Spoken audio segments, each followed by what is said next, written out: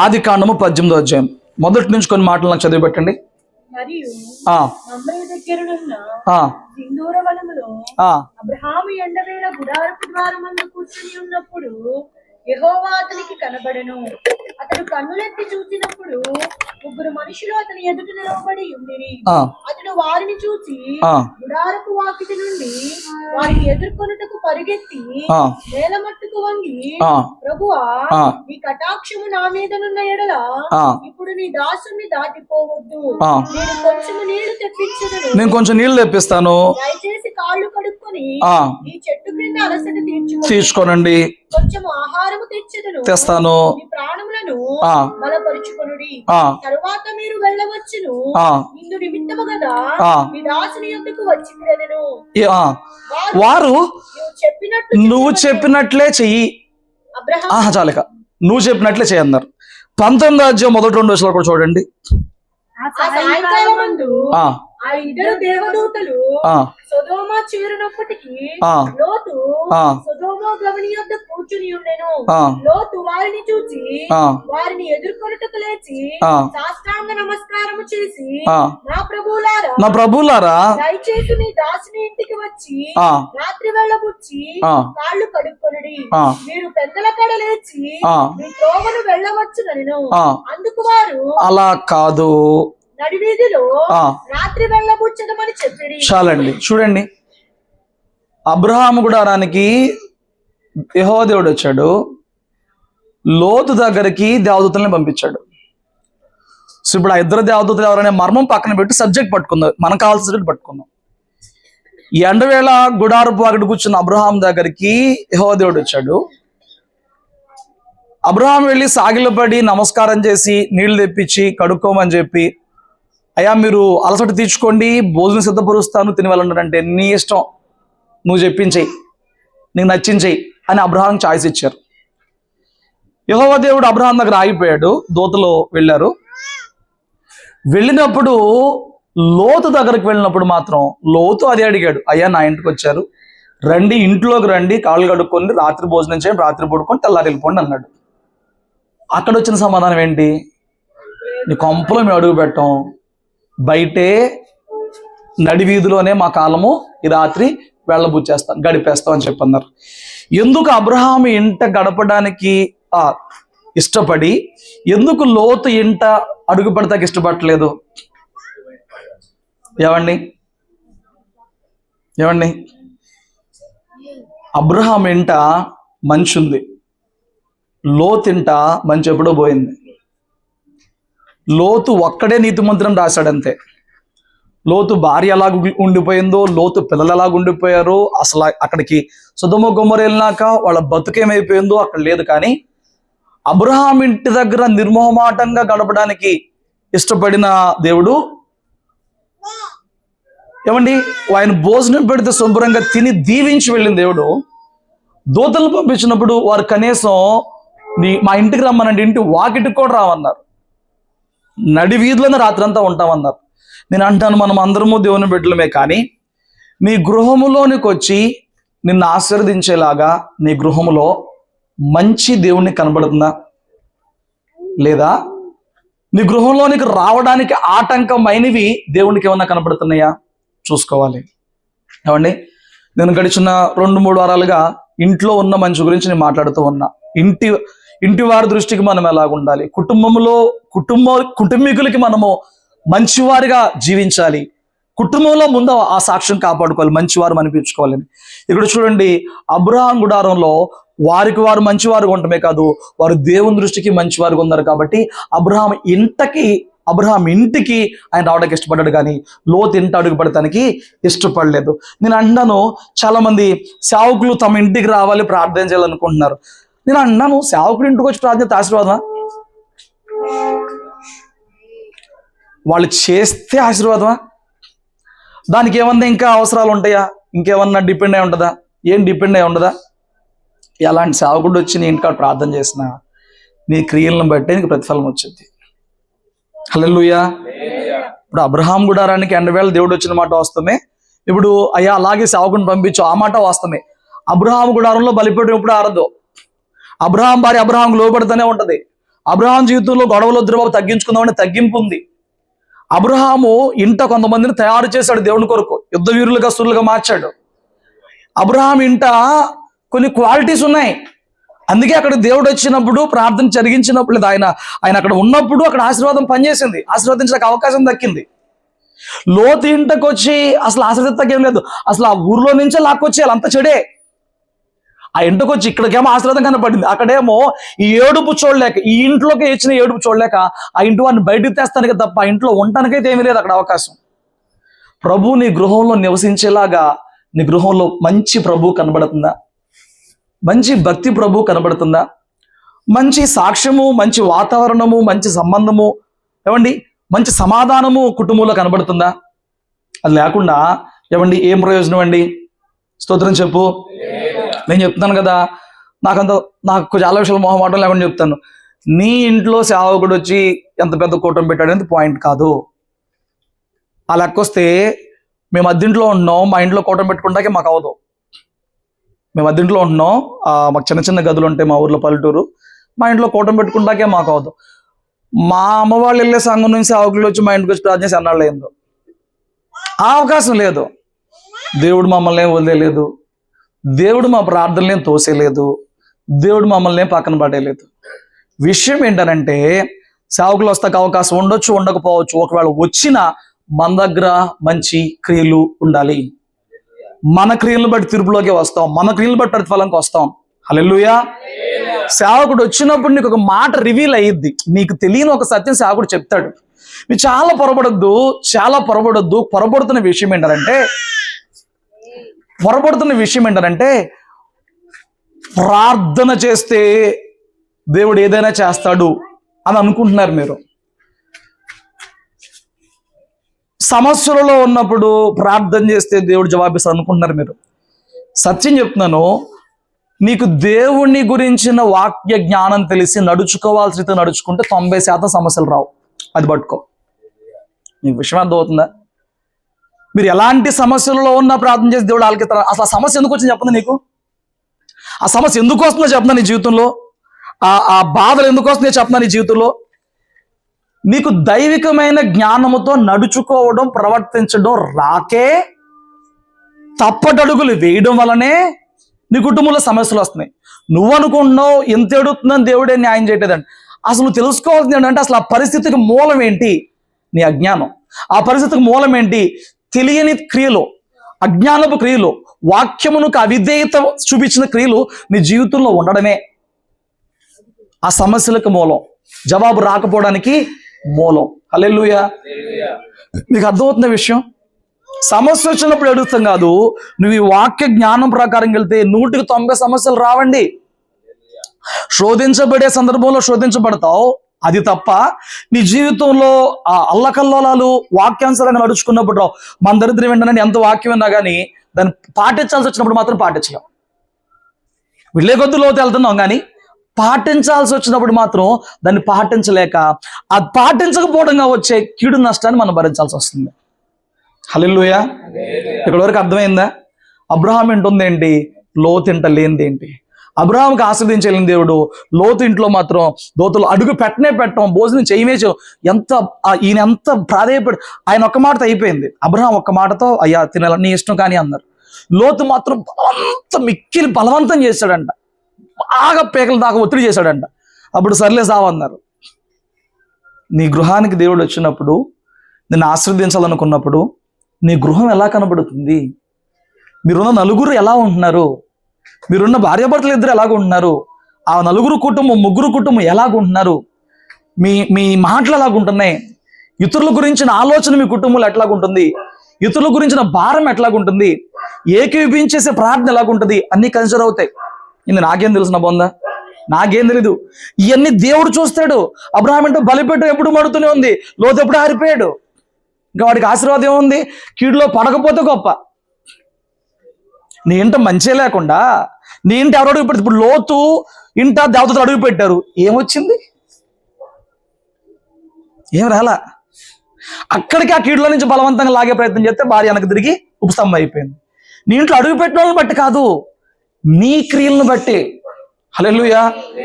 ఆ ప్రతిఫలము కనిపించింది.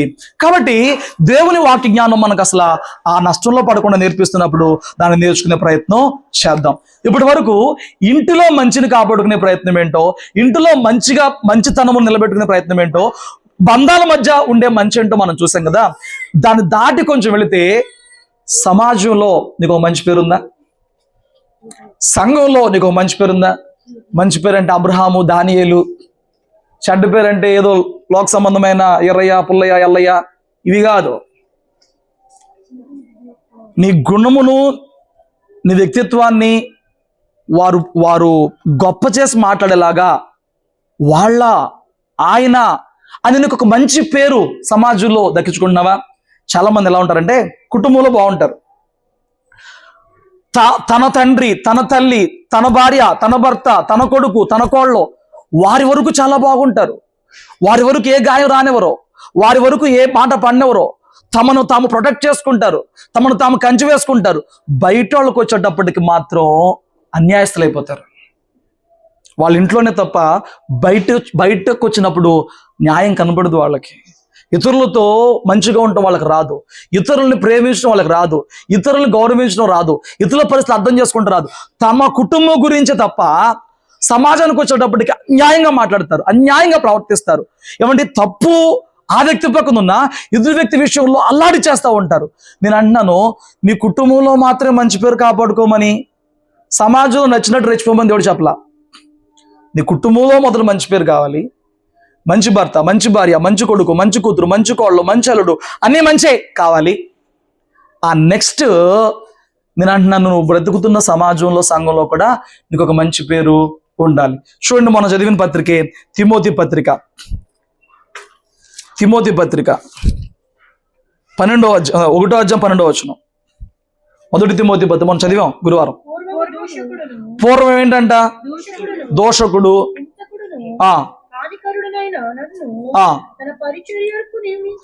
ఏ పూర్వము ఏ ప్రస్తుతము? పౌలు మాట్లాడుతున్నాడు కదా, ఏ పూర్వం గురించి మాట్లాడుతున్నాడు, ఏ ప్రస్తుతం గురించి మాట్లాడుతున్నాడు? పూర్వం అంటే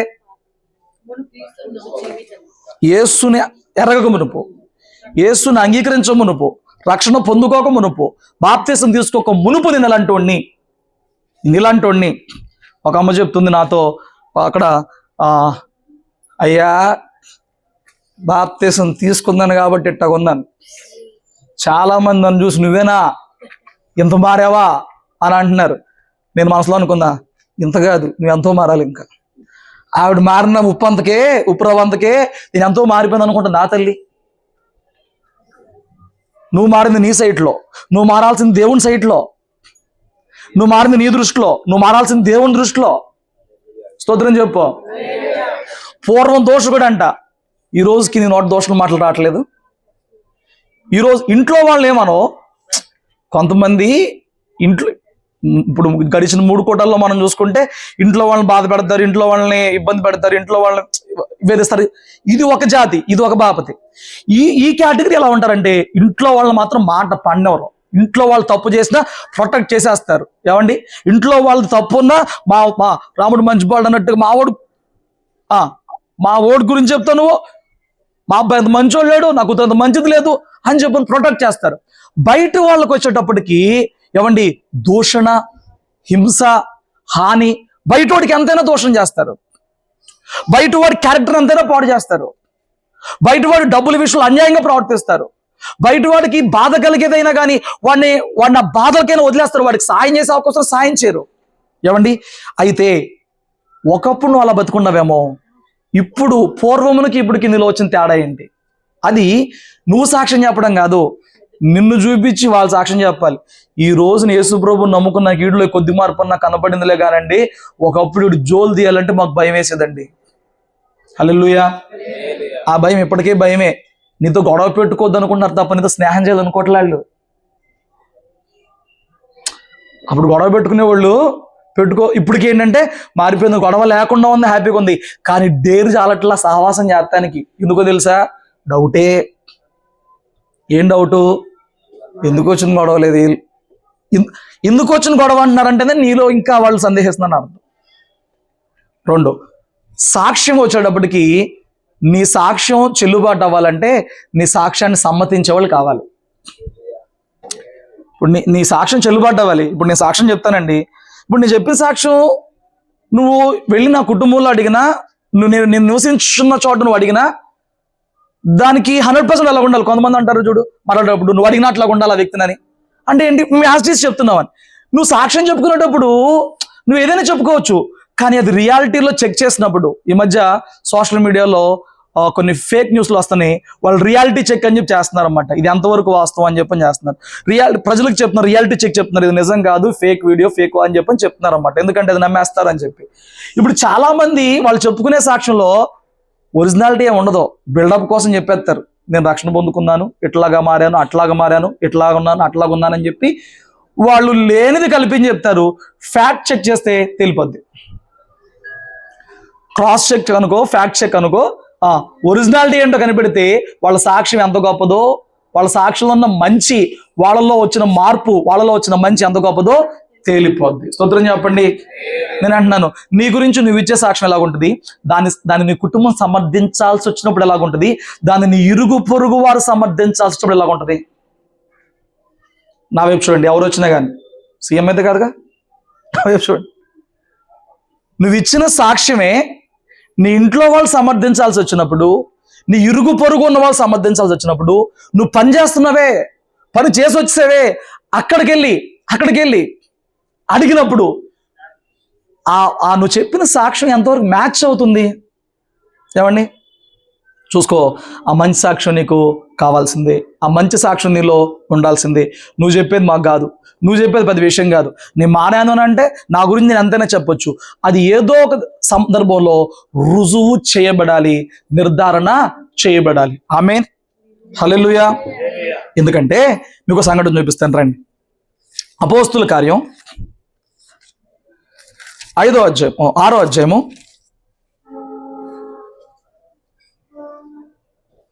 2వ వచనం చదివి పెట్టండి. అప్పుడు 12 అపోస్తలులు తమ యొద్దకు శిష్యుల సమూహమును పిలిచి, మేము దేవుని వాక్యం బోధించటమాని ఆహారము పంచిపెట్టుట యుక్తము కాదు. కాబట్టి సహోదరులారా, ఆత్మతోను జ్ఞానముతోను నిండుకొని మంచి పేరు పొందిన 7 మనుషులను మీలో ఏర్పరచుకొనుడి. మేము వారిని ఈ పనికి నియమింతుము. ఆ రోజు సంఘం విస్తరిస్తున్నప్పుడు గ్రీకు భాష మాట్లాడేవాళ్ళు, హెబ్రీ భాష మాట్లాడేవాళ్ళు అక్కడ ఉన్నప్పుడు విధురాండ్రుల్ని చిన్న చూపు చేస్తారని హెబ్రీలు గ్రీక్ భాష మాట్లాడే వాళ్ళ మీద సనుగులు వచ్చినాయి అనమాట. ఈ డిస్టర్బెన్స్ సావుకులాకి వెళ్ళింది. అప్పుడు అపోస్తులు పిలిచి అన్నారు, నాయనా, దేవుడు మాకు అప్పచెప్పిన పరిచయను బట్టి మేము ప్రార్థన చేసుకుంటంలో, వాక్యం చదువుకుంటంలో, వాక్యం చెప్పడంలో మేము సమయం ఎక్కువ దానిలోనే గడపాలి. ఏమండి, ఒక్కోసారి బైబిల్ ముందు కూర్చుంటే, వాక్యం సిద్ధపరచడం కూర్చుంటే టైం ఎట్లా ఎగిరిపోతూ ఉంటుందండి, టైము అవుతాం. సో ఇప్పుడు మిగతా వాటికి కష్టమైపోద్ది. వీళ్ళు అన్నారు, మేము భోజనాలు పంచి పెడతాం, వాక్యం పంచి పెడతాం, అన్నీ మా వల్ల కాదు, కాబట్టి మీరు ఓ పని చేయండి. 3 క్వాలిటీస్ కావాలి అడిగారు. 3 ఏంటి? ఆహారం పంచిపెడతానికి, అదిగో వాళ్ళు స్వీట్లు తెచ్చారు, ఆ లడ్డూలు పంచిపెట్టంటే ఆ పంచిపెడతానికి కావాల్సిన క్వాలిటీ అంట. మీరు అర్థం చేసుకుంటారు సంఘంలో ఎలాంటి స్థితి ఉండాలో నిలబడటానికి, దేని కొరకైనా. ఆ లడ్డూలు తెచ్చారు పంచిపెట్టంటే ఆ పంచిపెట్టుడు ఎలా ఉండాలంట 3 పాయింట్స్ చెప్పారు అక్కడ. 1, ఆత్మతో, పరిశుద్ధాత్మ దేవుని ద్వారా నింపబడిన వారు ఉండాలి, జ్ఞానముతో ఉండాలి. ఈ 2 చాలా, ఇంకోటి కూడా కావాలంట, వాళ్ళకి మంచి పేరు ఉండాలి. ఏముండాలి? అదేంటండి, ఆత్మతో నింపబడినాక, జ్ఞానంతో నింపబడినాక కూడా మంచి పేరు అని అంటే ఉంటారు. ఒక అమ్మ ఉంటుంది, సేవకుడు చెప్తున్నాడు, సంఘానికి వచ్చినప్పుడు అంట అంత పరలోక భాష మాట్లాడిద్దంట. అలా ఆయన అన్నాడంట, ఇంటికి వచ్చి చూడు నీకు అర్థమైంది దాని భాష ఏంటో అన్నాడంట. ఇప్పుడు సేవకుడు ఒక మంచి పేరు ఇచ్చే ప్రయత్నం చేద్దాం అనుకున్నా ఇంకొక చోట ఏమవుతుంది, అది వ్యతిరేకం అయిపోయింది. ఇప్పుడు ఆవిడ మనం మంచి అని స్టాంప్ చేయగలమా? చేయలేం. సాక్ష్యము అన్ని చోట్ల ఒకటే రావాలి. నీకున్న పేరు నీ నోటి నుంచి వచ్చినా, నీ సేవకుడి నోటి నుంచి వచ్చినా, నీ సంఘంలో ద్వారా వచ్చినా, నీ కుటుంబం ద్వారా వచ్చినా, నీ ఇరుగు పొరుగు వారి ద్వారా వచ్చినా, ఒక క్వాలిటీ విషయంలో అలాగే వినపడాలి, అలాగే ఉండాలి. లేదంటే నువ్వు నటిస్తున్నావు, లేదంటే నువ్వు ఆ భక్తుల ముందు ఒకలాగా, సంఘం ముందు ఒకలాగా, సేవకుడు ముందు ఒకలాగా, ఒరిజినాలిటీగా బ్రతుకుతున్నావు. సంఘంలో ఉంటుంది కాబట్టి దేవుని ఆత్మ తాకిడ జరిగినప్పుడల్లా భాషలో మాట్లాడేస్తుంది. ఇంటికాడ ఉన్నప్పుడల్లా దెయ్యం తాకినప్పుడల్లా దెయ్యం భాష మాట్లాడేస్తుంది. పాస్టర్ గారు మీ ఆవిడికి ఏంటి అంటున్నాడు, మా ఆవిడికే అంటున్నాడు ఆయన. ఎంత తేడా ఉంది? నా మాట మీకు అర్థమవుతుందా? చూడండి, దేవుడి ఏదో ఒక చిత్తంలోకి నువ్వు రావాలన్నా వాడబడాలన్నా నీకు పరిశుద్ధాత్మ నింపుదల కావాలి, ప్రార్థన చేసుకో. దైవ జ్ఞానం కావాలి. నువ్వు డిగ్రీలో పిహెచ్డీలు చెప్తే ఏం ఉపయోగం ఉండదు. దేవుడిచ్చే జ్ఞానం కావాలి. ఆఖరిది మంచి పేరు కావాలి. స్తోత్రం చెప్పు. ఇప్పుడు నేను అంటాను, నువ్వు చెప్పుకునే మంచి పేరు నాకొద్దు, నీ గురించి సమాజంలో చెప్పే మంచి పేరు అంటే ఒకసారి నువ్వు కనిపెట్టి ప్రయత్నం చేయి. లేదు, నువ్వు చెప్పే మంచిని, ఆ మాటల్ని నేను ఇంటి పక్కకు వచ్చి అడుగుతా, నేను సంఘంలో సీక్రెట్ సర్వే చేస్తా, నేను నీ కుటుంబీకులను అడుగుతా, ఎంతవరకు నీ గురించి నువ్వు చెప్పిన సాక్ష్యమే వాళ్ళు స్టాంప్ వేస్తారో, అదే మంచి వాళ్ళు రెస్పాండ్ అవుతారో ఒకసారి సర్వే చేద్దాం. అప్పుడు చెప్పండి, నేను నా నోటి నుంచి చెప్పిన దానికి నువ్వు సర్వే చేసిన దానికి మ్యాచ్ అవుతాను అనవలసి స్తోత్రం చెప్పండి. ఎక్కడో వినపడింది ఇటు. 1 2 ఇంకా 3 4 జల్లెడు పడితే 4-5 గొర్రెలు దొరికినాయి. మిగతా అన్నీ ఏంటి మరి? జల్లెడు పడితే 4-5 చేపలు దొరికినాయి. మిగతా అన్నీ ఏంటి మరి? షడ్ చేపలా? చూడండి, మనము మంచివారం అవడానికే దేవుడు మనల్ని సంఘంలో నిలిపాడు. చూడండి, నువ్వు పూర్వం అలాంటి వ్యక్తివైనా ఈరోజు మంచులోకి ఎలాగొస్తావు? రోమ 11 అంటాడు, అడవి ఒలివ కొమ్మవైన నిన్ను సారవంతమైన ఒలివి చెట్టులోనికి తెచ్చి అంటుకట్టాడు. ఎలాంటి వాడంట? అడవి ఒలివ కొమ్మ వంటి నిన్ను తీసుకొచ్చి ఎక్కడ పెట్టాడు? సారవంతమైన కొమ్మకు అంటుకట్టాడు. ఇప్పుడు ఈ అంటు కట్టబడిన ఈ కొమ్మ ఎలా మార్చబడిద్ది? అడవి గుణాలతోనే ఉంటుందా? సారవంతంగా మారిద్దా? ఎందుకు సారవంతంగా మారిద్ది? అది దేనికి అంటు కట్టబడిందో ఆ మిగతా కాండమే కానీ ఆ చెట్టే కానీ వేరే కానీ సారమైంది కాబట్టి. ఏమండి, ఇప్పుడు ఈ కొమ్మ మునుపటి గుణాన్ని కోల్పోయి ఇప్పుడు ఒక నూతనమైన సారాన్ని బయట కనిపించేదిగా ఉంటుంది. అవునా కదా? మన అందరం ఒకప్పుడు అడవి ఒలివ కొమ్మ వంటి వారు. ఇప్పుడు ఏం చేయబడ్డాం? సారవంతమైన ఒలివ చెట్టుకి, అబ్రహాము సంతానపు జాతికి మనము ఏమంటే దేవునిలోనికి అంటుకట్టబడిన వారంగా ఉన్నాం. మనల్ని అంటుకడతానికి అబ్రహాము సంతానంలో కొందరిని విరిచి పక్కన పెట్టాడంటే దేవుడు. మనల్ని అంటుకడతానికి, మనకివ్వడానికి. స్తోత్రం చెప్పు. హల్లెలూయా. ఏమండి, మనకి అంటుకడతానికి. ఇప్పుడు నేను పిల్లలు బాగా పాటలు పాడుతున్నారని చెప్పని ఒక మంచి గిఫ్ట్ తెచ్చి దాచి, నేను ఇదైతే జున్ను గడికి బాగుంటుందని చెప్పని నేను వాడికి వీళ్ళిద్దరూ ఆశపడుతున్నా, అయ్యగారి చేతిలో ఏదో ఉంది మాకు ఇస్తారు, వీళ్ళిద్దరు ఆశపడుతున్నా, మీకు కాదమ్మా అని చెప్పిన వాడికి ఇచ్చినప్పుడు వాడు వద్దని చెప్పానంటే వీళ్ళిద్దరూ తృణీకరించినందుకు నాకు ఎంత బాధ వేస్తుంది. వీళ్ళిద్దరూ అర్హులైనప్పటికీ కూడా వాడిని కొంచెం బలపరుద్దాం, మోటివేట్ చేద్దాం, వాడు డౌన్ఫాల్ అయిపోతున్నాడని వాడు గిఫ్ట్ తెచ్చి ఇచ్చినప్పుడు ఇదేం గిఫ్ట్ అని చెప్తున్నానంటే ఎలాగుంటుంది? ఏమండి, సో నేను అంటున్నాను, నేను అనవసరంగా వాళ్ళు తృణీకరించారని చెప్పి నీకు వీళ్ళు లక్ష్య పెడతాను మానేస్తాను. యేసు ఏం చేశాడనంటే, అబ్రహాము సంతానం కానీ మన అందరినీ లక్ష్య పెట్టాలని చెప్పని అబ్రహాము సంతానమైన కొందరిని తృణీకరించాడు, విరిచేశాడు. ఆ కొమ్మల్ని విరిచేశాడు. ఇప్పుడు ఒక చోట అంటు కట్టాలంటే ఏమవ్వాలండి? అక్కడ కట్ చేయాలి కదా, ఆ వేరే కొమ్మని కట్ చేసేయాలి కదా. నిన్ను అక్కడ పడటానికి యూదులందరినీ కట్ చేసి పక్కన పెట్టాడు. హల్లెలూయా. అంత జరిగిన తర్వాత ఈరోజు నువ్వు సారవంతంగా లేవు అని అంటే జాగ్రత్త, నిన్ను విరిచేత పెద్ద విషయం కాదంట. అవునా కదా? అబ్రహాము సంతానం, నిబంధన సంతానాన్ని విరిచి పక్కన పెట్టినోడు అన్ని జనాంగమైన మనకి ఈ రోజు కృపతో అవకాశం ఇచ్చిన తర్వాత దాన్ని ఉపయోగించుకోకపోతే విరిచి పక్కన పెట్టేస్తాడు. ఉపయోగించుకోవడం అంటే ఏంటంటే, నీ అడవి స్వభావం ఏదైతే ఉందో దాన్ని వదిలిపెట్టి ఈ చెట్టులో ఉన్న సారం ఏదైతే ఉందో అది నీలోనికి రావాలి. అలా నువ్వు మంచిగా మార్చబడతావు. అర్థమైందా మీకు విషయం? ఎలా మార్చబడతావు? అంటూ కట్టబడ్డావు కాబట్టి నువ్వు మంచిగా మార్చబడతావు. ఇప్పుడు నీకు మంచి పేరు ఎక్కడి నుంచి వద్దాను? మునుపంతా నువ్వు చెడులో ఉన్నావు, దుష్టుల్లో ఉన్నావు, నువ్వు అడవి ఒలివ కొమ్మ వలె ఉన్నావు, దురాత్మలో ఉన్నావు. ఈరోజు నువ్వు దేవునిలోకి వచ్చిన తర్వాత నువ్వు ఆ సారాన్ని పొందుకుని నువ్వు మంచి కొమ్మగా, మంచి వ్యక్తిగా, మంచి మనస్సాక్షితో నింపబడాలి. హల్లెలూయా. సంఘంలో పరిచర్య చేస్తానికి కేవలం ప్యాకెట్లు పంచిపెడతానికి ఇంత 3 క్వాలిటీస్ కావాలంటే మరి దేవుడిని ప్రార్థన వినాలన్నా, దేవుడికి ఏదైనా వాగ్దానం చేయాలన్నా, దేవుడిని ప్రార్థనకి జవాబు ఇవ్వాలన్నా, నిన్ను పరలోకం పట్టుకోపోవాలన్నా నీళ్ళు ఎంత మంచి కావాలి? అదే అడుగుతున్నా, నీ చుట్టుపక్కల నీ గురించి చెప్పే మంచిది ఏంటో గమనించు. సుగంధ తైలముల కంటే ఏది బెటర్ అంట? మంచి పేరు కావాలి. ఏం కావాలండి? నీ పేరు ఒక మంచి పరిమళ వాసనగా వినిపించాలి. ఆడ పేరు ఆత్మగా విన్నారా? ఎవరి పేరున్నా నీకు తెలియకుండా అది నీ పేరే అయితే ఎక్కడన్నా? నీకు తెలియకుండా ఆడ గురించి ఆత్మగా అన్నారంటే అది నీ క్యారెక్టర్ని బట్టి అయితే. చూడండి, మీకు ఒక సంగతి చెప్తాను. ఇదే అపోస్తుల కార్యం 16వ అధ్యాయంలో కొన్ని మొదటి మాటలు చదివి పెట్టండి.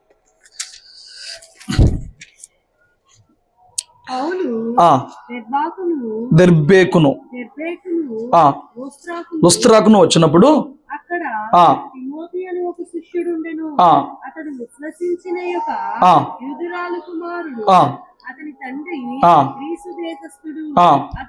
అతడు లుస్త్రలోను ఇకొనియాలోను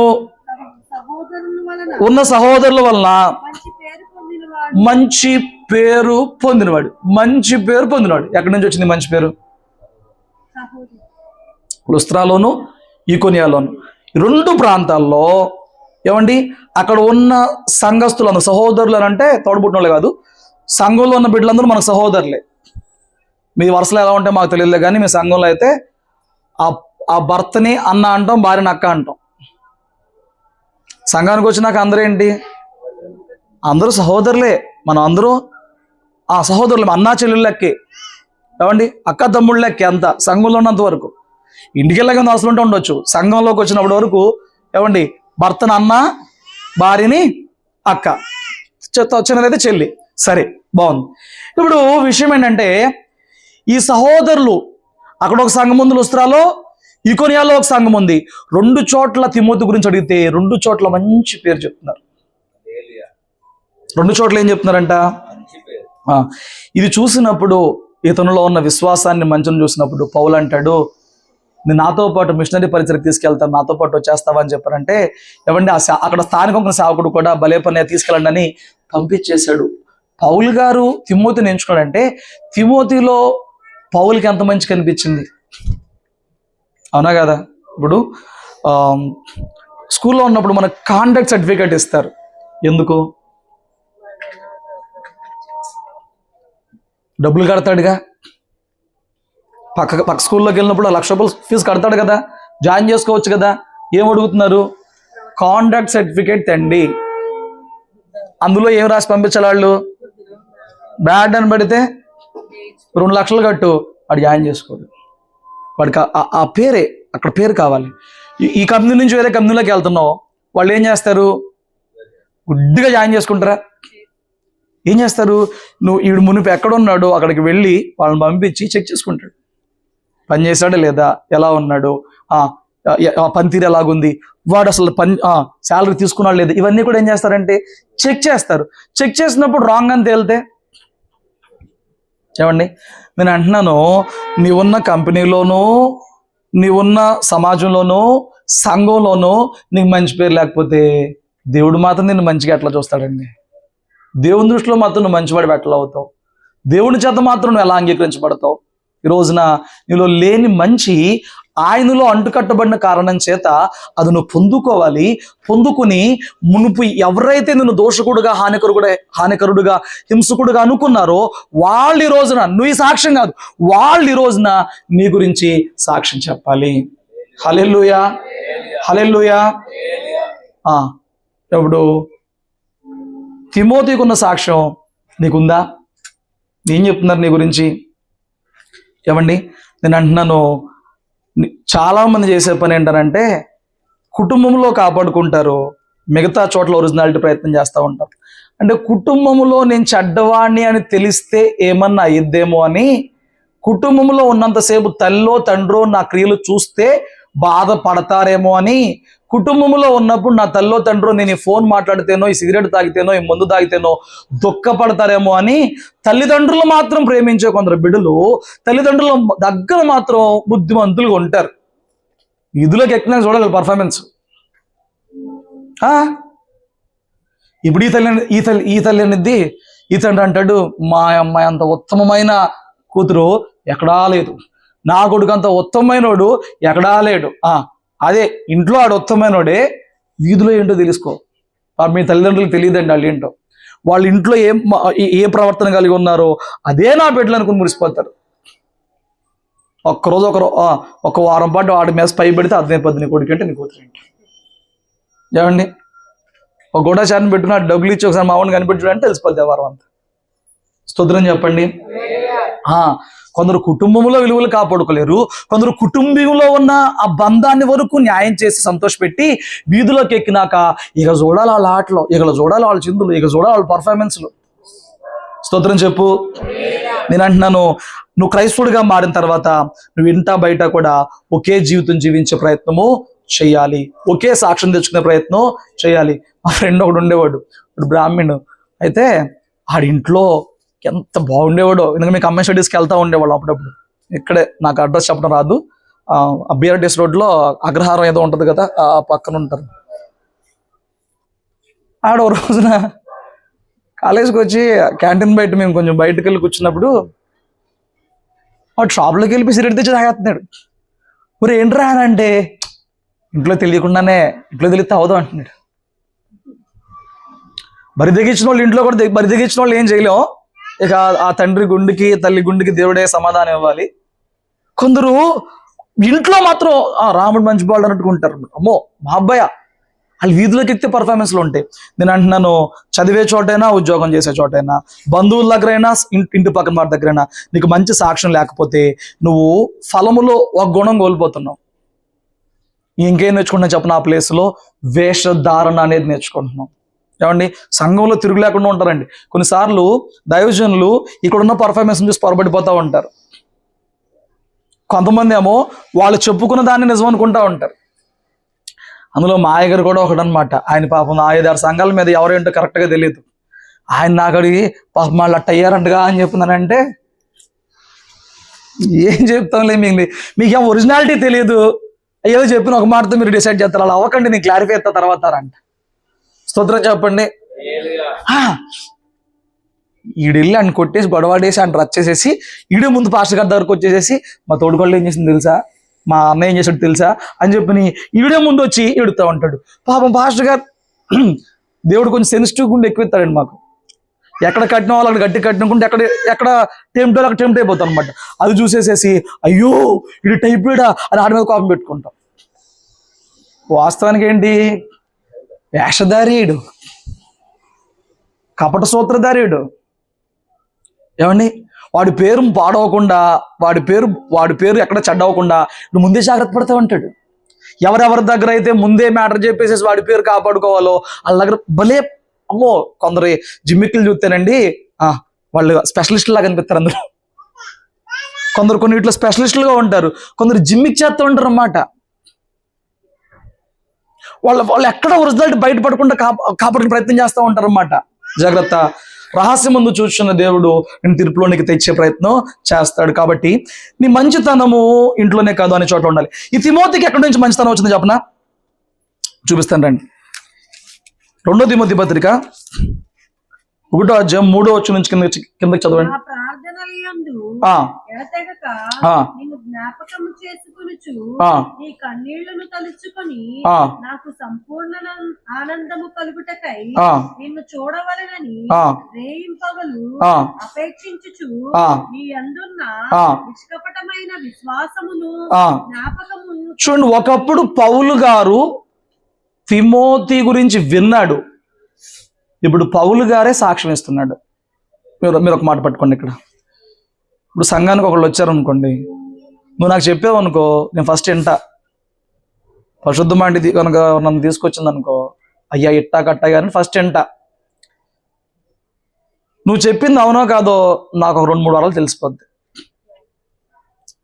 ఎలాగంటే దేవుడు కనిపెట్టినప్పుడు ఒక వివేచనతో వాళ్ళని చదవడానికి కృపనిస్తాడు. ఒకప్పుడు పౌలు తిమోతి గురించి విన్నాడు, లుస్త్రాలో మంచిగా విన్నాడు, ఇకోనియాలోనూ మంచిగా విన్నాడు.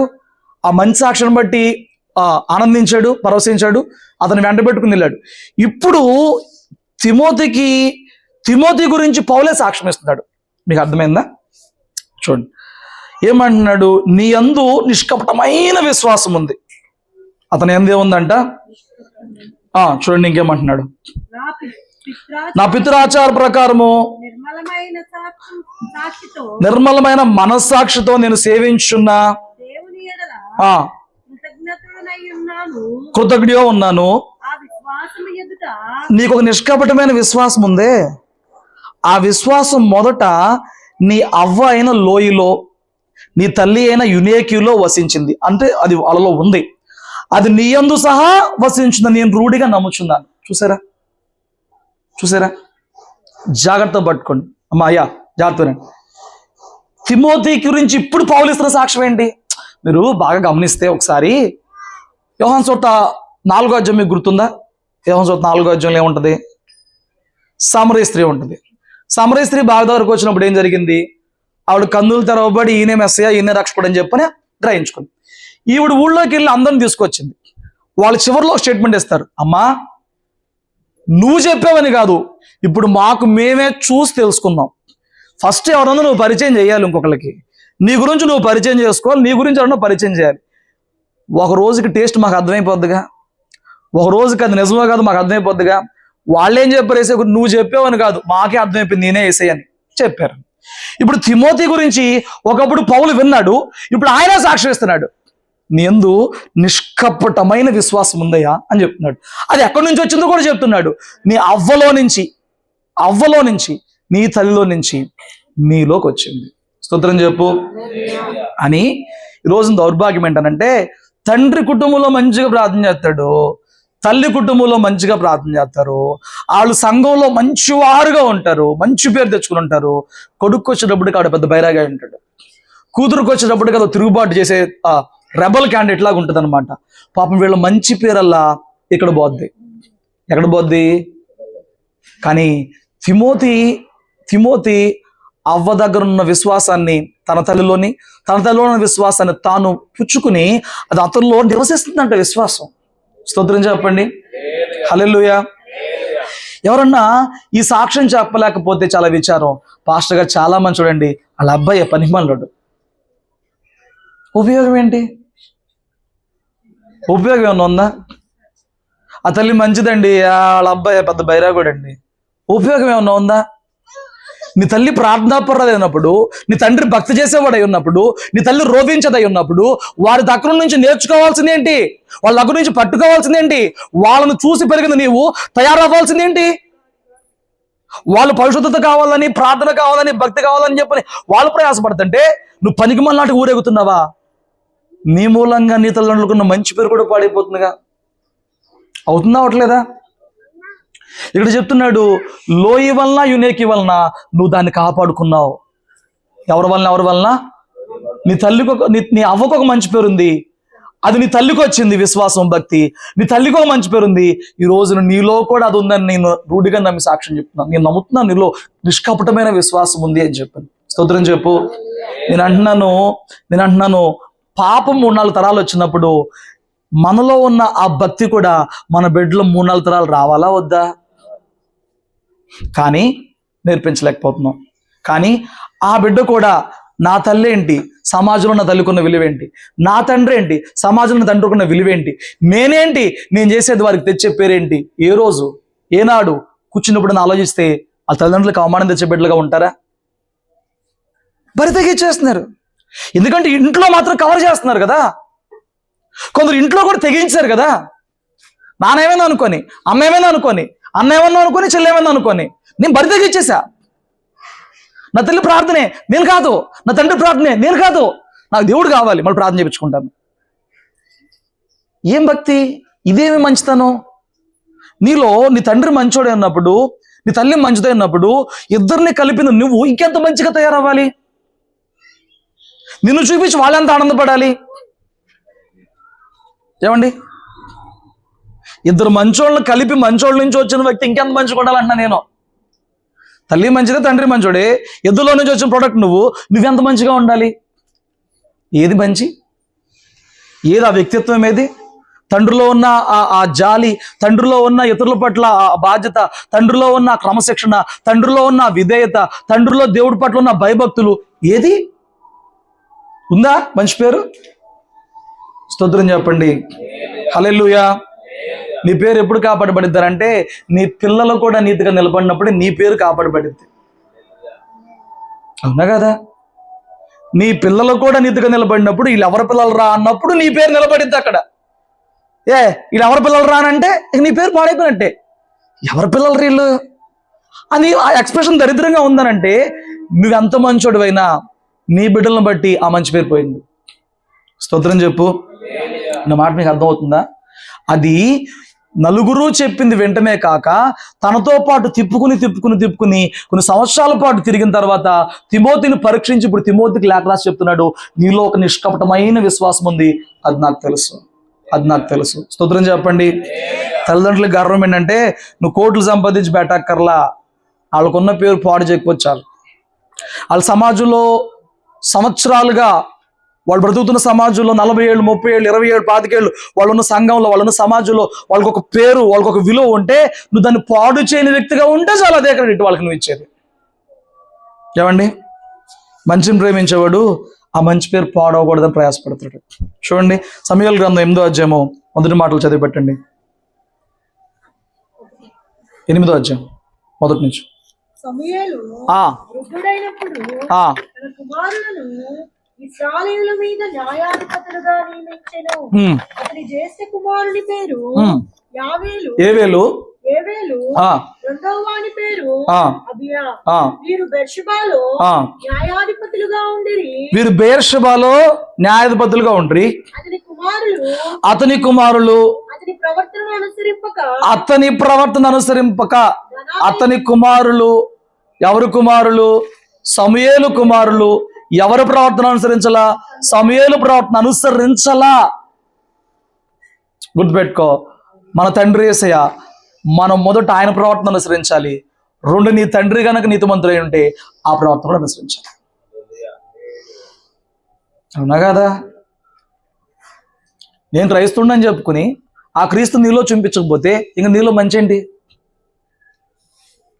క్రైస్తవుడని చెప్పుకుంటున్నావు కదా, ఆ మంచి నీలో కనపడాలి కదా. వీళ్ళు ఎవరి పిల్లలంట? సమూయేలు పిల్లలు. సమూయేలుకున్న పేరేంటి? దీర్ఘదర్శి. సమూయేలుకున్న పేరేంటి? 2 పాపిష్టి మధ్య ఏలి చేతి కింద పెరిగినా వాళ్ళ పాపిష్టి బుద్ధులు ఏమి అంటించుకోకుండా, వాళ్ళ పాపిష్టి బుద్ధులు అలవాటు చేసుకోకుండా ఇతను దేవుని స్వరం వినేవాడిగా, దేవుని మాట పొందుకునేవాడిగా, బాల్యంలోనే దేవుని వాక్ వెల్లడి చేసేవాడిగా ఉండి బాల్యం నుంచి అవనానికి వచ్చినప్పుడు స్థిరపడిపోయిన వాడిగా మారాడు. ఎలాంటి వాతావరణంలో పెరిగి? సమూయేలు తండ్రి దగ్గర పెరగల.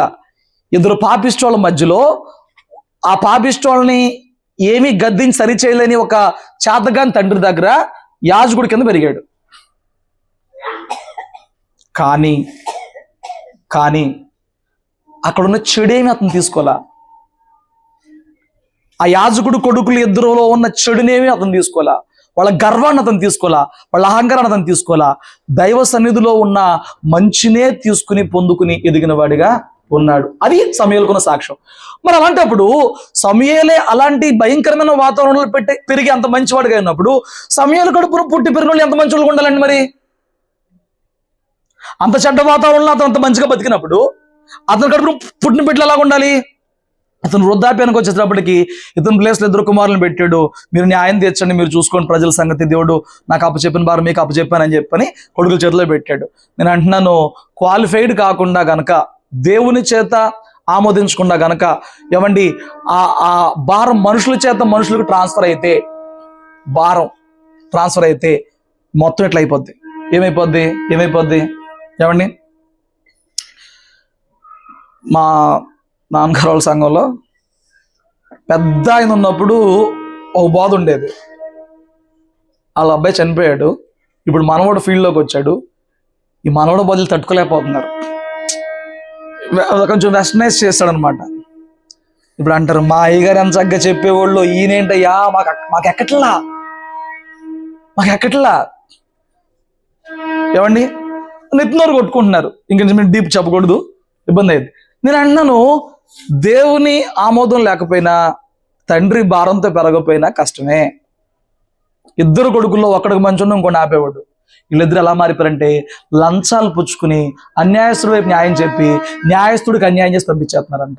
దేవుడు చూస్తూ ఊరుకుంటాడా? దేవుడు దాకేంటండి, మనుషులే ఒప్పుకోలేకపోయారు. వాళ్ళు ఒక రోజు సమయాన్ని పిలిచి అంటారు, సమయంలో నువ్వైతే అయ్యో పెద్దోడివి, నువ్వు చేసావు దేశానికి ఎంతకాలం సేవ, కానీ ఉన్నదన్నట్టు చెప్పాలి, నీ కొడుకులు నీలాంటి వాళ్ళు అయితే కాదయ్యా, నీ కొడుకులు నీ ప్రవర్తన అయితే రాలేదయ్యా, నీకు నమస్కారం, మాకు రాజును చూసి పెడితే మేము రాజుని అమ్మడించుకుంటాం. సమూయేలు రాజు కోసం ప్రార్థన చేశాడు కరెక్టే, కానీ ఆ మాటలు చెప్పినప్పుడు సమూయేలు ఎలా తీసుకుని ఉంటాడు, ఆ పెయిన్ తల్లిదండ్రులకే తెలిసింది. ఆ పెయిన్ ఎలాగుంటుందో తల్లిదండ్రులకే తెలిసింది. తమ బిడ్డల గురించి ఎవరన్నా ఒక నెగిటివ్ మాట చెప్తున్నప్పుడు, చెడు మాట చెప్తున్నప్పుడు, ఎవండి వాళ్ళలో ఉన్న తప్పుని తప్పుగా గుర్తించి ఎవండి చెప్తున్నప్పుడు, అది తీసుకునే తల్లిదండ్రులకి ఆ నొప్పి తెలిసింది తప్ప అందరికి తెలియదు. ఆ నొప్పి అందరికి తెలిసిద్ది. ఆ నొప్పి మీ అందరికి ఆ నొప్పి తెలియదు. సమూయేలు ఎంతమంది చూడండి, సమూయేలు ప్రార్థన చేస్తే దేశం కోసం ఒక్కడ ప్రార్థన సరిపోయింది. ఉరుములు మెరుపులు కురిపించి ఫిలిష్తీయులను యుద్ధంలో ఓడించి సమూయేలు ప్రార్థన బట్టి విజయం ఇచ్చిన వాడిగా దేవుడు ఉన్నాడు. అలాంటి మంచి సమూయేలు కడుపున పుట్టిన వీళ్ళంట దేశ ప్రజల యొక్క నమ్మకాన్ని కోల్పోయిన వారిగా ఉన్నారు. దేశ ప్రజల యొక్క ఆ సాక్ష్యాన్ని కోల్పోయారు. స్తోత్రం చెప్పు. కానీ ఇటుపక్క వాళ్ళ అమ్మ సేవకురాలేం కాదు, వాళ్ళ అవ్వ సేవకురాలేం కాదు. ఒక సాధారణ కుటుంబంలో నుంచి వచ్చాడు తిమోతి, ఒక సాధారణ అవ్వలో నుంచి వచ్చాడు, ఒక సాధారణ తల్లిలో నుంచి వచ్చాడు. ఆ మనవడు ఇంకా బెటర్గా తయారయ్యాడు భక్తిలో. హల్లెలూయా. కొన్నిసార్లు అది నీ ప్రార్థనలో, నీ పెంపకంలో కూడా ఉంటుంది. ఏమండి, పెద్ద నాకు మారతారులే, పెద్ద నాకు నేర్చుకుంటాలే, చిన్న పిల్లోడికి భక్తి ఎందుకులే అని కొంత చెడగొట్టేస్తారు. మొక్కతో వంగితే మొక్కగానే వంగిద్ది. ఏమండి, మానే నాకు వంచాలంటే వంచలేం. భక్తి అనేది సమూయేలు పాలు పడవంగానే మందిరానికి వెళ్ళి అట్ట మోకాళ్ళేసేలా ఉండాలి. కొందరు మందిరాలకు తెచ్చి గారాలు చేస్తారండి, నాకు ఒళ్ళు మండిపోద్ది. అంటే మందిరంలో కూడా నువ్వు భక్తి చేయకపోతే, మందిరాలు తెచ్చి ఒళ్ళో కూర్చోబెట్టుకుని అడిగప్పుడే స్నాక్స్ పెట్టి అడిగప్పుడే పెట్టి, మేము పొద్దున 8 వెళ్తే 12 దాకా అక్కడ తెచ్చేవాళ్ళం. సండే స్కూల్లో అరగంట వెళ్తాక అరగంట వస్తాకి 3 గంటలు ఆరాధన. సండే స్కూల్ ఆరాధన 3 గంటలు మాకు. ఏమండి, ఒక్కొక్కరి మీద నాకు అంటే అది ద్వేషంతో కూడుకున్న కోపం కాదు, మంచి నేర్పించడానికి కూడుకున్న కోపం వచ్చేద్దన్నమాట. ఇలా ఉంటే ఎలా సెట్ అవుతారు ముందు? స్తోత్రం చెప్పు. హల్లెలూయా. ఆరాధన జరుగుతున్నప్పుడు నీకు ఎంత ముద్దు వచ్చినా పిల్లల్ని ఒళ్ళో కూర్చోబెట్టుకుని ముద్దు చేసి చిచ్చి బుజ్జి అంటే ఆడి ప్రార్థనలో భయం భక్తి రాదు. నేర్చుకోండి. వాడి ప్రార్థనలు ఎట్లా ఉండాలి నేర్పించండి, ప్రార్థనకి వెళ్ళినప్పుడు ఎట్లా ఉండాలి నేర్పించండి. మాకు ఉన్నారు, ఏమండి చెప్పలేక పేర్లు బయటికి చెప్పలేమంటున్నది. ప్రార్థనలో ఉన్నామే, అందరూ మోకాళ్ళు వేసి మనం మోకాళ్ళు వేయాలి, కొంచెం ఎదిగారు అయినా కానీ మోకాళ్ళు వేయాలి, అందరూ బైబిల్ తీసుకుంటారు, బైబిల్ తీసుకుని చదవాలి. తల్లిదండ్రులు చెప్పరుగా. వాళ్ళు ఏమన్నా అంటే వచ్చి అయ్యా వీళ్ళకి చెప్పు ఏంట్లేదు అంటారు. నేను చెప్పేది ఏంటి, ఎవడి మాట ఎవడు వినాలి? నీ తల్లిదండ్రులు ఇంట్లో వాళ్ళ మాట వినాలి కదా. నువ్వు చెప్పు అంటారు. నేను చెప్పేది నువ్వు చెప్పమ్మా, నువ్వు చెప్పి చేయించానంటే నా మాట వింటలేదుగా. అంత గారం ఎందుకు నిన్ను బేకాల ముందు? నీ మాట విన్నంత గారం చేసావంటే వాళ్ళని ఇప్పుడే అడుగుట్టేసావు నువ్వు. ఇంకా వాళ్ళకి 20 ఏళ్ళు 30 ఏళ్ళు వచ్చేదాకా నువ్వేమీ ఇవ్వాల్సిన అవసరం లేదు. స్తోత్రం చెప్పండి. సాధారణమైన ముసలవ్వ, సాధారణమైన తల్లి కడుపున పుట్టిన ఒక సాధారణమైన వ్యక్తి ఏమండి పౌలు దగ్గర ఒక మంచి సాక్ష్యం పొందుకున్న తర్వాత తరం సేవకుడిగా మార్చబడ్డాడు. యేసు తర్వాత 12 మంది శిష్యులు అయితే పౌలు అయితే ఈ 12 మంది తర్వాత పౌలు తర్వాత రాబోయే తరంగా తిమోతి మరి సేవకుల కుటుంబంలో నుంచి రాలా. ఏమండి, సంఘంలో వాళ్ళేం పెద్దలేం కాదు, గొప్పలేం కాదు. తల్లిలో ఉన్న అవ్వలో ఉన్న విశ్వాసం అలా అంటుకుందండి. తల్లి మంచిదైతే, తండ్రి మంచోడైతే బిడ్డలకు ఆ మంచి నేర్పించాలి తప్ప ఈ కాలం ఇంతేలే, ఈ రోజులు ఇంతేలే, ఇట్లాగే చేస్తున్నారులే, ఇది ఫ్యాషన్లే, ఇది స్టైల్లే అని చెప్పిన వాళ్ళని చెడగొట్టే ప్రయత్నాలు ఎప్పుడు కూడా తల్లిదండ్రులు చేయకూడదు. హల్లెలూయా. చూడండి, ఇదే తిమోతి గురించి ఫిలిప్పీ రాసిన పత్రికలో పౌలు ఇంకో మాట చెప్తాడు, నాకు చాలా ఇష్టమైన మాట. ఫిలిప్పీ రాసిన పత్రికలో 2వ అధ్యాయము 19 నుంచి తిమోతి గురించి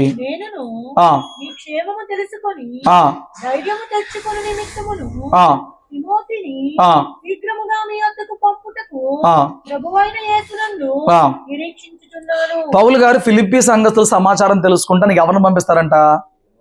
తిమోతిని పంపిస్తాడు. చూడు ఏం చెప్తాడు, మీ క్షేమ విషయమై మీ క్షేమ విషయమై నిజముగా చింతించువాడు అతని అతని వంటి వాడెవడు నా యొద్ద లేడు. నా యొద్ద లేరు. మీ విషయమై అతనిలాగా ఎవరు మీ విషయమై అంటే ఏంటి? సంఘం విషయమై నా తర్వాత అంతగా చింతించేది తిమోతి. ఈ సాక్ష్యం ఎవరు ఇస్తున్నారు? పౌలు ఇస్తున్నారు. ఒక వ్యక్తికి సేవకుడు ఒక సాక్ష్యం ఇచ్చే స్థాయికి ఆ వ్యక్తి ఎదిగాడనంటే వాళ్ళు ఎంత మంచి ఉండాలండి తెలుసా?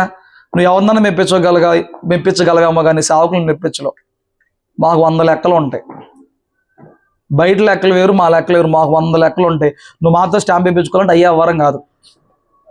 ఆహా, నీకు ఒకవేళ అదేమన్నా సందేహాలు ఉన్నాయేమో కానీ ఒకరిని నలుగురిలో గొప్ప చేయడం అనేది అంత సామాన్యంగా జరిగే పని అయితే కాదు.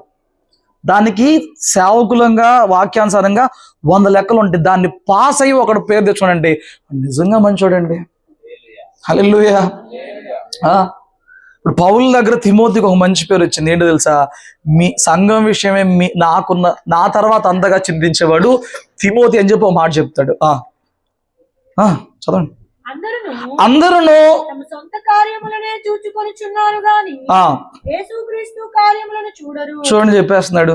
అందరూ అంట తమ సొంత కార్యాలే చూస్తున్నారు తప్ప దేవుని కొరకు ఏం చేద్దాం, దేవుని పని కొరకు ఏం చేద్దాం, సంఘం కొరకు ఏం చేద్దాం ఎవరికి ఉందండి? ఆయన దగ్గర ఉన్న వాళ్ళ ఆ బాధ తిమోతికి ఒకటికే ఉందండి. ఇక్కడ 8 మంది ఉన్నారు. మీలో ఆ నెక్స్ట్ లెవెల్ ఎంతమందిలో ఉందని కనిపెట్టవచ్చు నేను. ఏమండి, పేర్లు నేను చెప్పనులే. కొందరు ఇప్పుడిప్పుడే కొంత సంఘం విషయంలో భారం కొన్ని విధాలుగా కనపరుస్తున్నారు.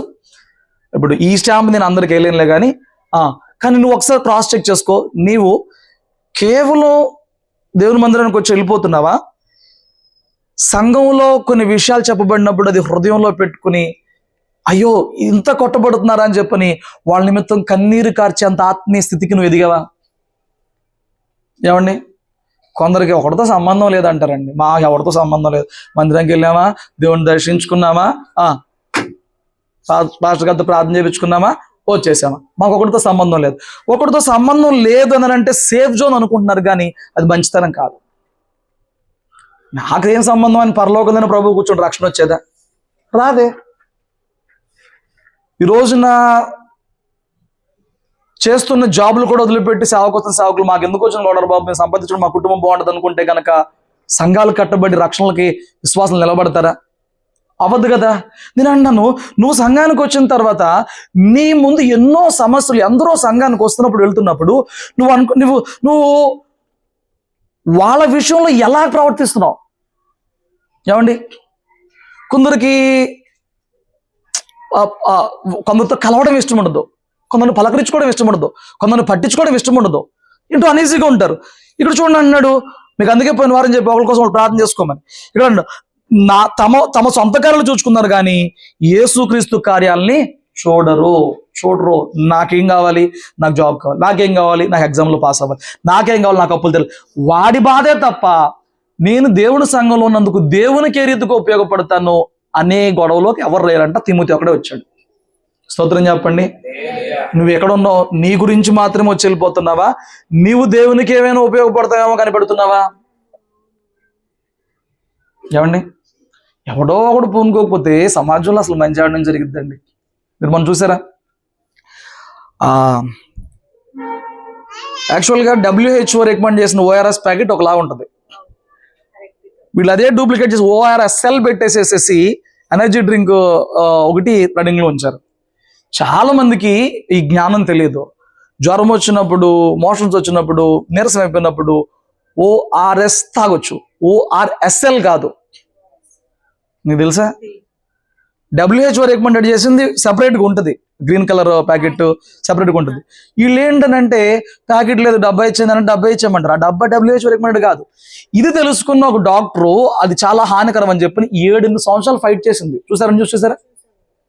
7-8 సంవత్సరాలు ఫైట్ చేసింది. తనకేం పట్టిందండి? తన జాబ్ తను చేసుకోవచ్చు కదా. తన డాక్టర్ తను చేసుకోవచ్చుగా. తనకేం పట్టింది? 7 సంవత్సరాలు ఫైట్ చేసి కోర్టులో కేసు గెలిచి ఇప్పుడు దాన్ని బ్యాన్ చేయించింది. తనకేం ₹10 లాభం లేదు. నేను అంటున్నాను, నాకేం పట్టింది అన్నాడు ఎప్పటికీ సమాజంలో దేవునిలో మంచి పేరు సంపాదించుకోలేడు. ఏమండి, తాను మంచిగా ఉంచుకునే ప్రయత్నం చేయొచ్చు, కానీ తను అక్కడ ఉంది ఎందుకు? అక్కడ ఉంది నువ్వు ఎందుకు? ఆ సమస్యని యుద్ధకు ఎందుకు వస్తుంది?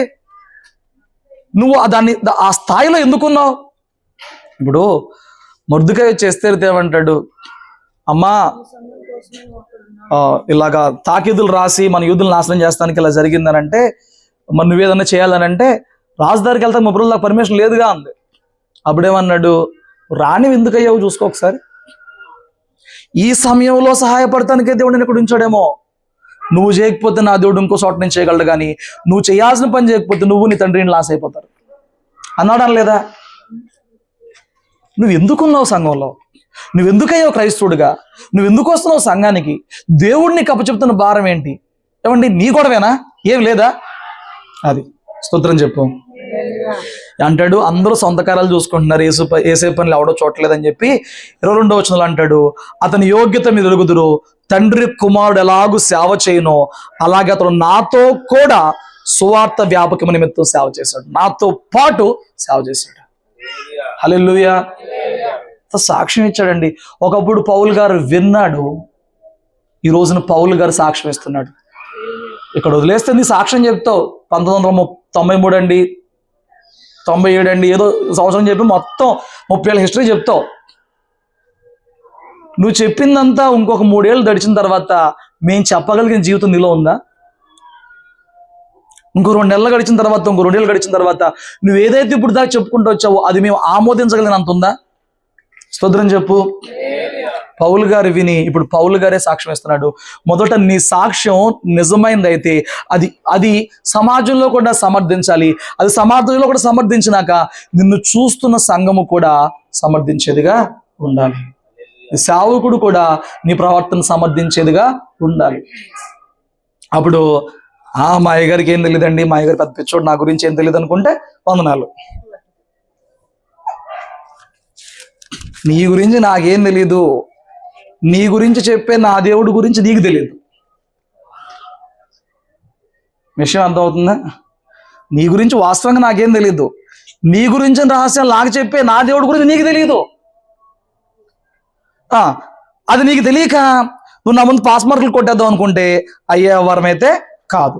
అపోస్తలుల కార్యం 10:22 వచనం.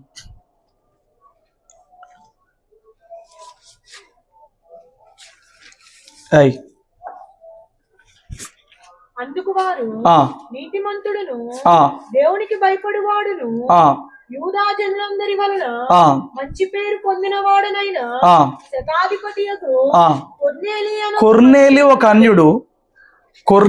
అన్యుడు కానీ ఎవరి దగ్గర మంచి పేరు తెచ్చుకున్నాడంట? ఒక అన్యుడు. యూదులు అన్యులను అసలు లెక్క చేయరండి. మీకు అర్థమైంది?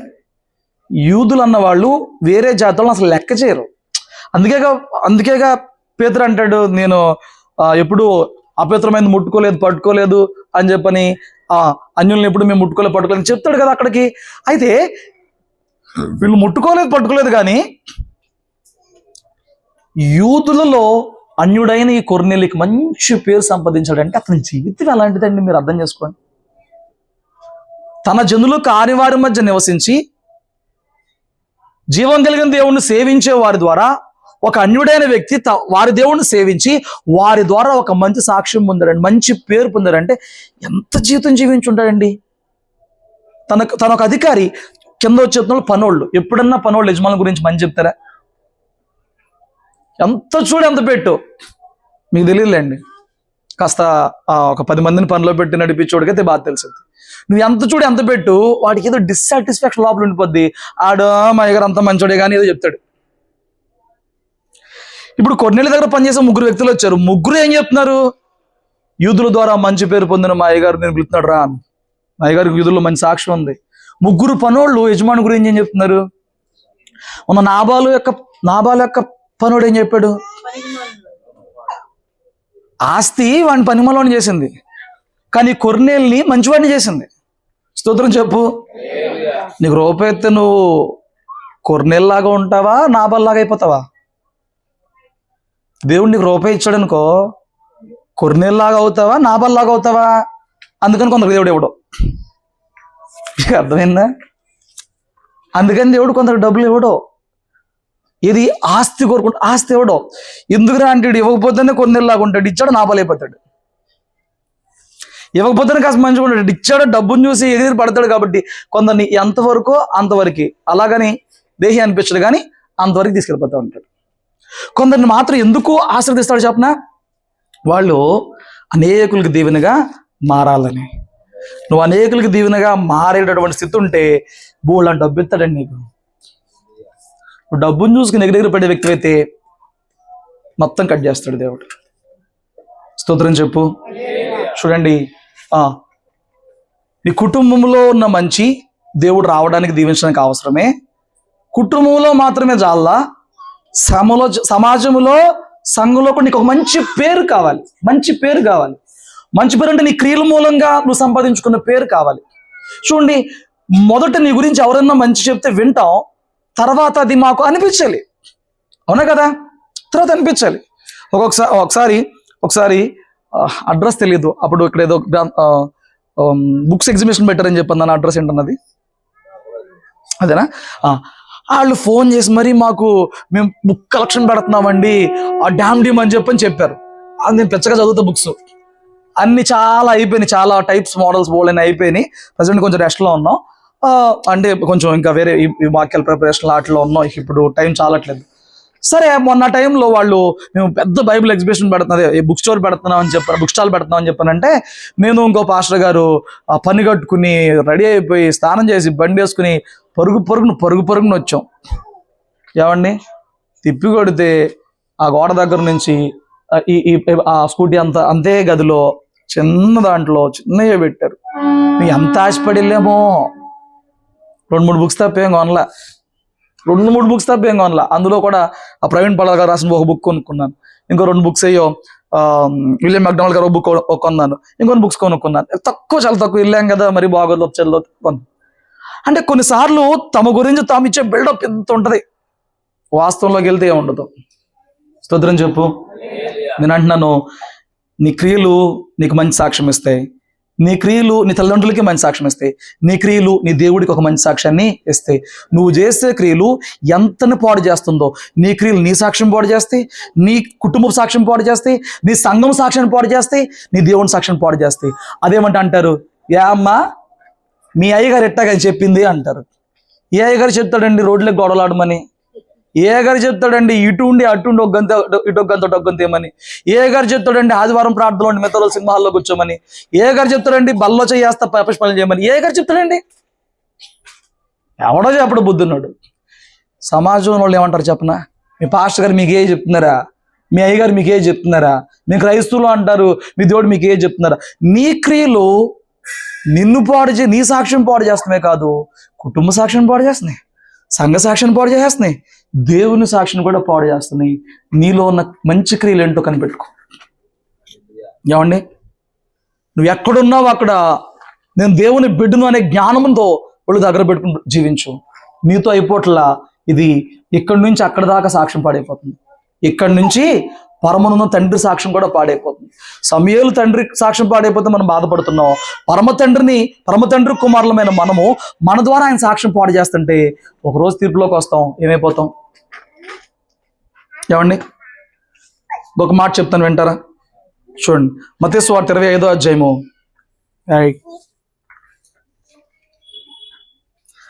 14 నుంచి కొన్ని మాటలు చదవండి త్వరగా. పరలోక రాజ్యము ఒక మనుషుడు దేశాంతరమునకు ప్రయాణమై తన దాసులను పిలిచి తన ఆస్తిని వారికి అప్పగించినట్లుండును. అతడు ఒకరికి 5 తలాంతులను, ఒకరికి 2, ఒకరికి 1 ఎవరి సామర్థ్యము చొప్పున వానికిచ్చి వెంటనే దేశాంతరము పోయెను. 5 తలాంతులు తీసుకొనిన వాడు వెళ్లి వాటితో వ్యాపారము చేసి మరి 5 తలాంతులు సంపాదించెను. అలాగుననే 2 తీసుకొనిన వాడు మరి 2 సంపాదించెను. అయితే అయితే ఒక తలాంతు తీసుకుని వాడు వెళ్ళి తవ్వి యజమానుడి సొమ్ము దాచిపెట్టాడు. బహుకాలమైన తరువాత ఆ దాసుల యజమానుడు వచ్చి వారి యొద్ద లెక్క చూచుకొనెను. అప్పుడు 5 తలాంతులు తీసుకుని వాడు మరి 5 తలాంతులు తెచ్చి, అయ్యా నీవు నాకు 5 తలాంతులు ఇచ్చావు, అవియుగాక మరి 5 తలాంతులు సంపాదించాను. అతని యజమానుడు బలా నమ్మకమైన మంచి దాసుడా. ఇప్పుడు యజమానుడు ఏమంటున్నాడు? యజమానుడు ఏమంటున్నాడు? మంచి దాసుడా, వావ్, గ్రేట్, గుడ్ జాబ్, బలా, మంచి నమ్మకమైన దాసుడా, మంచి దాసుడా అంటున్నాడు. ముగ్గురికి తలాంతులు పంచెళ్ళాడు యజమానుడు. ఉపమానం అండి ఇది. ముగ్గురికి పంచితే వాళ్ళ సామర్థ్యం కూడా ఆయనకు తెలుసంట, వాళ్ళ కెపాసిటీ కూడా వాళ్ళకి తెలుసంట, ఆయనకు తెలుసంట. వాడికి 5 తలాంతులు ఇచ్చాడు. ఒక తలాంత్ అంటే 3600 రూపాయలు అక్కడ ఇచ్చాడండి. ఒక తలాంత్ అంటేనే 3600 రూపాయలు. తలాంత్ అంటే రూపాయి కింద లెక్క కాదు. అప్పట్లో 3600 రూపాయలు అంటే 2000 సంవత్సరాల క్రితం 3600 రూపాయలు అంటే మా అమ్మమ్మ చెప్పేది రూపాయికి ఇంట్లో సరుకులని మాకు వచ్చాయని చెప్పేది. చిన్నప్పుడు అంట, తను చిన్నప్పుడు రూపాయికి ఇంట్లో సరుకులు. ఇప్పుడు నీకు ఇంట్లో సరుకులని రావాలంటే నలుగురికి చెప్పు 5000 కావాలి. మరి ఒక 40-50 ఇయర్స్ బ్యాకే రూపాయికి అంత విలువ ఉంటే 2000 సంవత్సరాల క్రితం ఒక తలాంత్ అంటే 3600 రూపాయలు అంట. అవి 10 ఇచ్చాడు ఒకడికి. ఎన్ని కోట్లు లెక్కేసుకోవచ్చు? ఒకటికి 5 ఇచ్చాడు, ఇంకోటి 2 ఇచ్చాడు, ఇంకొకటికి 1 ఇచ్చాడు. 1 తక్కువ కాదు, మళ్ళీ 3600 రూపాయలు. Very good. 5 సామర్థ్యం కూడా వెళ్ళాడు. నాకు ఇచ్చిన వృధా ఎందుకు చేయాలనుకున్నాడు. 5తో 5 సంపాదించే ప్రయత్నం చేశాడు. 2 తీసుకున్నాడు ఉన్నాడు, ఈ 2 ఎందుకు పాడు చేయాలనుకున్నాడు. 2తో 2 సంపాదించాడు. యజమానుడు రోజున వచ్చాడు. వచ్చినప్పుడు ఏం చేశారా అని చెప్పి అడిగితే, అయ్యా నువ్వు 5 ఇచ్చావు, వృధా చేయలేదు, ఇదిగోండి 5కి 5 సంపాదించాను. ఆడిచ్చిన పాడు చేయలేదు ఒకటి, 2 సంపాదించాడు. నేను అంటున్నాను, దేవుడు ఒక రోజున రాబోతున్నాడు. అస్సలు సాక్ష్యం ఆ రోజు చెప్తాడు నీ గురించి ఏంటో. హల్లెలూయా. ఇప్పుడు దాకా నేను చెప్పింది కావాలి. ఈ ఎట్లా కొట్లా మేనేజ్ చేయొచ్చు, కొన్నిసార్లు తిమ్మిని మమ్మీని చేయొచ్చు, తప్పించుకోవచ్చు, కప్పుకోవచ్చు, ఏదో ఒకటి చేయొచ్చు. ఒక రోజు ప్రభు వస్తున్నాడు, ఆయన ముందు నిలబడతావు. అప్పుడు చెప్తాడు నీలో ఉన్న మంచి ఏంటో, నీలో ఉన్న చెడు ఏంటో అప్పుడు చెప్తాడు. ఎలాగా? నీకు ఇచ్చిన ఆరోగ్యమే కానీ, నీకు ఇచ్చిన ఆయుష్నే కానీ, నీకు ఇచ్చిన దినములనే కానీ, నీకు ఇచ్చిన రక్షణనే కానీ, నీకు ఇచ్చిన ఆత్మ సంబంధమైన వరములనే కానీ, దేన్నైనా కానీ నువ్వు ఎలా దేని కొరకు ఉపయోగించుకున్నావో, దేనిని సంపాదించావో, ఆ ఇచ్చిన దాన్ని బట్టి, నీకు ఇచ్చిన ఆరోగ్యాన్ని బట్టి, బలాన్ని బట్టి, తలాంతులను బట్టి, సంఘాన్ని బట్టి, సేవకులను బట్టి నువ్వు ఏమి సంపాదించే ప్రయత్నం చేసావో, దాన్ని ఎంత వృద్ధి చేసుకునే ప్రయత్నం చేసావో, దాన్ని బట్టి నువ్వు ఎంత మంచోడో అక్కడ చెప్తాడు. హల్లెలూయా. ఈడ మొదటి 2 అయిపోయారా, ఆఖరోడు వచ్చాడు. ఆడన్నాడు, ఆఖరోడు వచ్చి అంటాడు, నువ్వు విత్తన చోట చల్లని చోట పంట కూర్చుకుని వాడవునైనా కఠినుడవని నేనెరుగుదును. అసలు కఠినుడు అయితే తలాంత్ ఎందుకు ఇచ్చాడు? కఠినుడే దేవుడు. కఠినుడు అయితే తలాంత్ ఎందుకు ఇచ్చాడు? కఠినుడు అయితే నీకు ఎంత ఆయుష్ ఎందుకు ఇచ్చాడు? ఎంత ఆరోగ్యం ఇచ్చాడు? తెల్లారులే తింది వార్తలండి బాబు, రోడ్డు మీద వెళ్తున్నారు, ఇంటికి రావట్లేదు, అంతే. మన ఎందుకు బతికిచ్చాడు? కఠినుడు అయితే చూడండి ఏమంటున్నాడు, కనుక నేను భయపడి వెళ్ళి నీ తలాంతులను భూమిలో దాచిపెట్టితిని, ఇదిగో నీవు తీసుకొనమని చెప్పాను. అందుకతను యజమానుడు వాడిని చూచి, సోమరివైన చెడ్డదాసుడా. ఇద్దరేమో మంచి దాసుడా, ఒకడేమో చెడ్డదాసుడు. ఇది చెడుకి కారణం ఏంటంట? సోమరితనం. బద్ధకం కూడా కాదు ఇది. బద్ధకస్తుడు ఒకరోజు బద్ధకం వదిలించుకుంటాడు. సోమరితనం రెండింటి చాలా తేడా ఉందండి. బద్ధకం అంటే మనము రోజుకి ఒకే టైం పడుకుని ఆ ఒక్క రోజు కనుక 2 గంటలు ఎక్స్ట్రా పడుకుంటే బద్ధకం వచ్చేస్తుంది. అంటే బాడీ యాక్టివ్ అవ్వదు, పనిచే బుద్ధి కాదు, ఉత్సాహం ఉండదు. రోజు పనిచేసేవాడే ఇడు, ఆ రోజు కొంచెం ఎక్కువ పడుకుంటాము, ఏమండి బయట ఎక్కువ చలిగా ఉంటాము, ముందు రోజు ఎక్కువ పని చేసి ఉంటాం వస్తే ఆ తర్వాత బాడీ సహకరించని నాకేం బద్ధకం ఉందంట. బద్ధకం వేరు, సోమర్తనం వేరు. సోమర్తనం అంటే అసలు పనే చేయబుద్ధి కాదు. ఉతక మీద తలుపు తిరిగిద్దంట, తర్వాత ఫిల్ చేయండి. ఆడు మంచం మీద స్వామిలోడు తిరుగుతాడంట, డోలుతాడంట అటు ఇటు. సామెతలోదే, మన సామెతలోదే. ఉతక మీద తలుపు తిరుగును, తన పడక మీద స్వామిలోడు తిరుగును. అటు తిరుగుతాడు, అటు ఇటు తిరుగుతాడు, డొలుతాడంట. డొలుతుంది తప్ప ఏం చేయడాడు. నేను అంటున్నాను, దేవుడు నీకు రక్షణ ఇచ్చాడు, ఆయుష్ ఇచ్చాడు, జ్ఞానం ఇచ్చాడు, ఆరోగ్యం ఇచ్చాడు, సంఘంలో నిలబడి వాడబడ్డానికి తలాంతులు ఇచ్చాడు, ఎన్నో ఇచ్చాడు. వాటిని వృద్ధి చేసే ప్రయత్నం చేయాలి, పాడు చేసుకునే ప్రయత్నం కాదు. కొందరు తమకిచ్చిన దేహాన్ని, శరీరాన్ని అపవిత్రమైన వాటితో పాడు చేస్తున్నారు. దేవుడు లెక్క అడుగుతాడు. దేహం దేవుడు ఇచ్చింది, దేవునికి ఆలయం ఇది, దీన్ని పాడు చేస్తున్నారు, లెక్క అడుగుతాడు. ఏమండి, కొందరు ప్రార్థన చేయడానికి సామర్థ్యం అండి. ఆడికి ఎంత మోటివేట్ చేయాడు స్వామిలోడు, ఆడు లేకడో ప్రార్థన చేయడు, ఆడికి అవుతాడు సామర్థ్యం. దేనికి సామర్థ్యం? ప్రార్థిస్తాకు సామర్థ్యం, వాకింగ్ చదవడానికి సామర్థ్యం. నేను ఇంకొంచెం జ్ఞానం నేర్చుకోవచ్చా, నేను ఇంకొంచెం ప్రార్థన చేసుకోవచ్చా, నేను ఇంకొంచెం బలపడవచ్చా, నేను ఇంకేమైనా దేవుని కోసం చేయవచ్చా, ఏమన్నా పొందుకోవచ్చా, ఇదిగో నాకు ఈ తలాంతం ఉంది, ఇంకా డెవలప్ అవ్వచ్చా. ఏం డెవలప్మెంట్ కోరుకోరు వీళ్ళు. దేవునిలో, భక్తిలో, తలాంతుల్లో, టాలెంట్లో ఇంప్రూవ్ చేసుకుందాం ఏం కోరుకోరు. నేను ఒక మేధావిని, వీరుణ్ణి, సూర్యుడిని అన్నట్లే వీళ్ళు తప్పిస్తారు, ఏమి సాధించరు. ఇలాంటి వాళ్ళు అందరి లెక్క దేవుడు రోజున తెలుస్తాడు. ఏమంటే నీ దృష్టికి నువ్వు జ్ఞానుడు అయితే జ్ఞానం అనుకుంటే సరిపోదు. ఇదే అంశం మీద వేరే కోణంలో చాలా పెద్ద ప్రసంగం చేశాను, అది గుర్తుపెట్టుకోండి. రాత్రి నేను సమయాన్ని బట్టి ముగిచ్చేస్తున్నాను. నీకు ఇచ్చిన దేనినైనా వృద్ధి చెయ్యాలి, ఇతరులకు దీవెనగా ఉండాలి అనుకున్నవాడే మంచివాడు. దీనిని బట్టి దేవుడు ఒక రోజు నువ్వు మంచివాడు వచ్చి అడ్డువాడు తీర్పులోనికి తెస్తాడు. నీకు ఇచ్చిన రక్షణను నువ్వు కాపాడుకుని అందులో ఎదుగుతూనే దాన్ని ఇతరులకు కూడా ప్రకటించే స్థితిలో ఉండాలి. స్తోత్రం చెప్పు. నీకు ఇచ్చిన ఏ తలాంతు ఉందో ఆ తలాంతును నువ్వు పొందుకుని దేవుని కొరకు నిలబడుతూ అనేకులకు దీవెనగా మారాలి. అందులో మంచితనము దేవుడు చూస్తున్నాడు. మంచితనం అంటే నీ స్వార్థం చూసుకోవడం కాదు, నువ్వు ఎంతగా లోకంలో దేవునికి ప్రజలకు ఉపయోగపడతావో అందులో దేవుడు మంచిని చూస్తున్నాడు. నీకు ఇచ్చిన వాటిలో ఎలా ఎదుగుతావో. కొంతమందికి ఏంటండి, పాడు చేస్తే పని అన్ని పాడు చేస్తూ ఉంటారు. ఆడి చేతులు అట్టు ఉంటారు, మరి చేతి నాశనం చేస్తూ ఉంటారు.